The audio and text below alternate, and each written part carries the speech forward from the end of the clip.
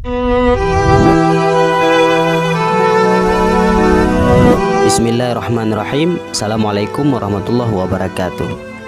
Sosok Nabi Muhammad SAW adalah suri teladan bagi setiap manusia.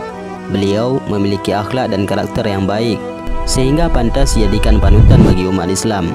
Jatuh bangun kehidupan pernah dirasakannya, mulai dari merasa hidup miskin, lalu berkecukupan. Meski demikian, hidup yang dipilih Nabi Muhammad SAW sangatlah bersahaja.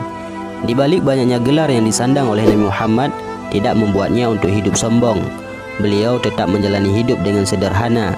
Makanya, tak salah kalau dirinya bisa dijadikan suri tauladan bagi semua umat. Lalu, apa bukti kesederhanaan Nabi Muhammad SAW? Oleh karenanya, simak video ini sampai selesai.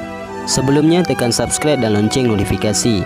Bagikan video ini untuk teman-teman dan saudara kalian.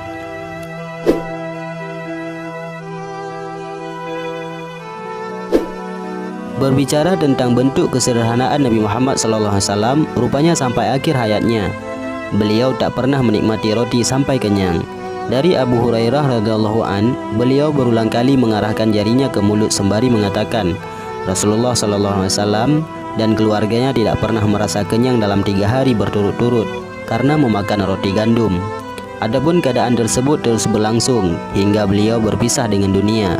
Hadis riwayat Muslim dan Ibnu Majah.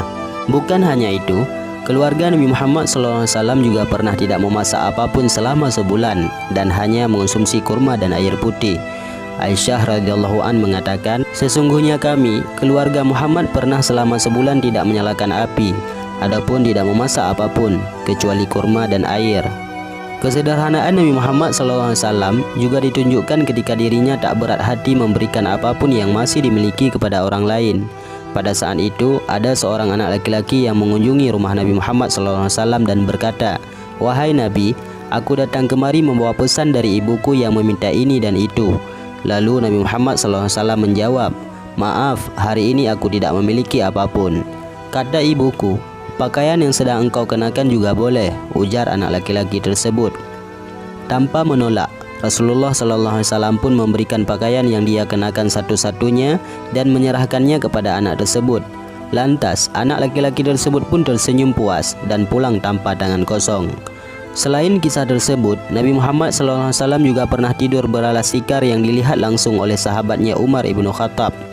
Bentuk kesederhanaan lainnya adalah ketika Nabi Muhammad SAW datang ke Aisyah dan melihat potongan kue lalu mengambilkannya, mengusapkannya dan memakannya. Beliau pun berkata, "Berlaku baiklah kalian kepada serpihan nikmat-nikmat Allah. Jangan kalian menyia-nyiakan jika ia hampir hilang dari suatu kaum, ia kembali kepada mereka." Dari hal itu, kita memetik pelajaran bahwa kita harus selalu mensyukuri nikmat sekecil apapun yang diberikan oleh Allah Subhanahu wa taala. Allah Subhanahu wa taala berfirman dalam Quran surat Ibrahim ayat 7 yang artinya, "Dan ingatlah juga tatkala Tuhanmu memaklumkan, sesungguhnya jika kamu bersyukur, pasti kami akan menambah nikmat kepadamu, dan jika kamu mengingkari nikmatku, sesungguhnya azabku sangat pedih." Dari semua bentuk kesederhanaan Nabi Muhammad SAW, beliau jelas mengajarkan kita semua untuk selalu merasa cukup dengan apa yang telah kita miliki dan selalu bersyukur untuk semua. Beliau juga memberitahu kita semua untuk tidak melupakan kehidupan akhirat ketika sibuk mengejar dunia. Nabi Muhammad SAW pernah berkata kepada para sahabat, "Demi Allah, dunia itu lebih hina bagi Allah daripada pendapat kalian tentang anak kambing ini." Begitulah sedikit bentuk kesederhanaan yang hidup Nabi Muhammad SAW yang selalu merasa cukup akan apa yang telah dimilikinya. Ingatlah bahwa kehidupan di dunia ini hanyalah sementara. Wallahu a'lam bishawab.